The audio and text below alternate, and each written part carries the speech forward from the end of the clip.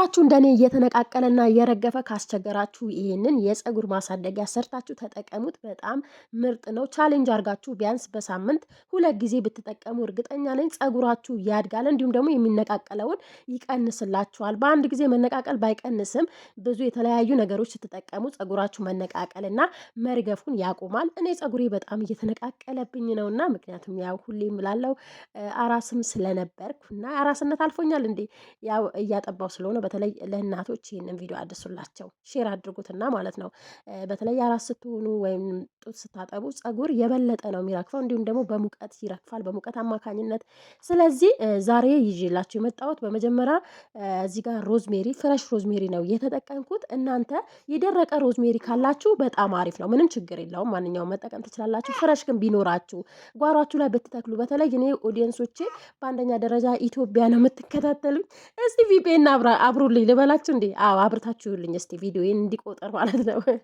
ለማንኛውም ምንም ችግር የለውም። ዋናው እናንተ ተጠቃሚ ሁኑ ማለት ነው። እና ኢትዮጵያ ያላችሁ በተለይ ቢያንስ 40% ኢትዮጵያ ነው የሚከታተለኝ። ስለዚህ ጓሯችሁ ላይ ትከሉ። ጓሯችሁ ላይ ቀላል ነው በጣም በቃ በአጭር ጊዜ ነው ራሱ የሚበቅለው። ሰላም የቻናል ቤተሰቦች እንዴት ናችሁ? ሰላም ናቸው? እኔ በጣም ደህና ነኝ እግዚአብሔር ይመስገን። ዛሬ ሰላምታውን ከ1 ደቂቃ ከምናምን በኋላ ነው የመጣው እና ከዛ ሌላኛው ግብአቴ ደግሞ ሩዝ ነው። ሩዝ ፀጉር የማድረቅ ባህሪ ቢኖረውም ፀጉርን ያሳድጋል። ነገር ግን ስትጠቀሙት እንደዚህ እየቀላቀላችሁ በምትጠቀሙበት ሰዓት ምንም ችግር የለውም፣ ፀጉራችሁ አይደርቅም ማለት ነውና ስለዚህ ሩዝ ጨምሩበት። ሩዝ ጨምሬበታለሁ። እንዲህ እዚህ ጋር ቡና ካላችሁ የአበሻ ቡና መጨመር ትችላላችሁ እያልኩ ነበር። ቪዲዮን ያው ድምጽ እንደገና እንትን ብዬ ነው እንጂ የአበሻ ቡና ካላችሁ የአበሻ ቡና ግን የአበሻ ቡና እንትን አሻራ ስለሚኖርበት ማለት ነው ካፈላችሁ በኋላ ውሃውን ጨምሩ እንጂ ሌላ ፀጉራችሁ ስትታጠቡ ስትቀቡ ያስቸግራችኋል፣ ከታች ስለሚዘቅጥ ማለት ነው።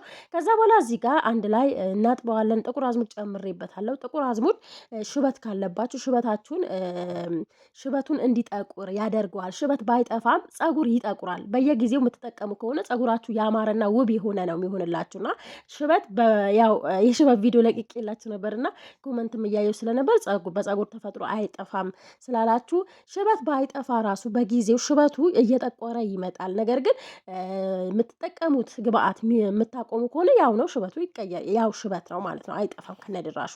ግን ከነድራሹ ደግሞ ሽበት እንዳይታይባችሁ ደግሞ የተለያዩ ግብአቶች እየተጠቀማችሁ ሽበታችሁን እንዲጠቁር ማድረግ ትችላላችሁ።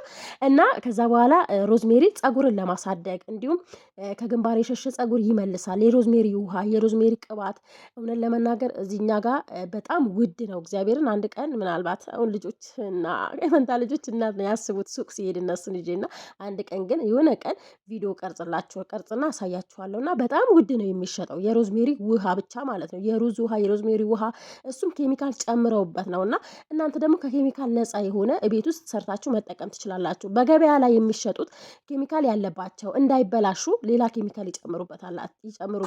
ያ ደግሞ ኬሚካል ያለው ነገር ለፀጉራችንም ሆነ ለፊታችንም የምንጠቀመው ነገር የራሱ የሆነ ጉዳት አለው። ምክንያቱም ማቆያ ስለሚጨምሩበት ማለት ነው። ስለዚህ ቤት ውስጥ እንደዚህ እየሰራችሁ መጠቀም ትችላላችሁ ማለት ነው። እንዲሁም ውሃውን ብቻ የሩዝ ውሃ በሩዝ ውሃ ቻሌንጅ ብታረጉ ቢያንስ ለአንድ ወር በአንድ ወር ውስጥ ለውጥ ታገኛላችሁ። በአንድ ወር ውስጥ ፀጉራችሁ የሚነቀል ከሆነ ራሱ እኔ እውነት ለመናገር በ15 ቀን ውስጥ ነበር ፀጉሬን መነቃቀሉ ያቆመው ማለት ነው። ምክንያቱም የሽንኩርት ቅባት እየተቀባው ነበርና ይሄንንም ደግሞ በጣም ነው የጠቀመኝ። ፀጉሬ አሁን በጣም እየተመለሰ ነው።